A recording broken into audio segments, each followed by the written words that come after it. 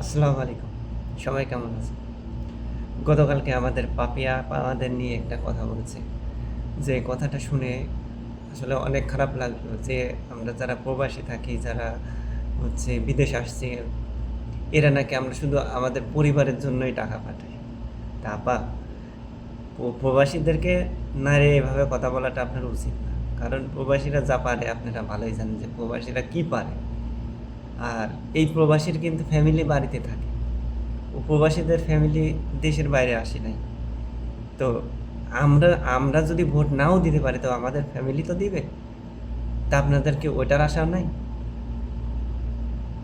1 কোটির উপরে প্রবাসী বাইরে থাকে, তাদের ফ্যামিলিতে 2টা করে ভোট হলেও কতগুলা ভোট হয়? তা আপনারা একটু কথা বললে চিন্তা ভাবনা করে বলেন। আমরা কখনো রাজনীতিতেও যাই না, রাজনীতিতে আমরা যাইতেও চাই না। আমরা প্রবাসে থাকি, আমরা অনেক দূরে থাকি।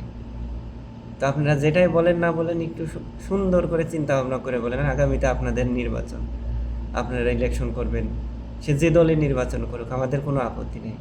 আমরা ভোট দিলে আপনার সমস্যা কোথায়? আমরা যদি ভোট দিতে পারি, আমরা কি দেশের নাগরিক না? আমরা কি মঙ্গল গ্রহ থেকে আসছি, না ইন্ডিয়া থেকে আসছি, না চায়না থেকে আসছি? আমরাও তো বাংলাদেশের মানুষ, আমাদেরও তো অধিকার আছে। আর আমরা যে টাকা পাঠাই, এই টাকাটা শুধু আমার পরিবারের জন্যই পাঠাই। এই টাকাতে কি দেশের কোনো উন্নতি হয় না? আপা একটু কথা বললে সুন্দর করে ভাবে চিন্তে বলেন। এর আগে দেখছেন তো, আগের সরকার কত সুন্দর সুন্দর কথা বলতো, ওনারা কিন্তু দেশ ছেড়ে চলে গেছে। তো আপনারাও একটু চিন্তা ভাবনা করে কথা বলেন।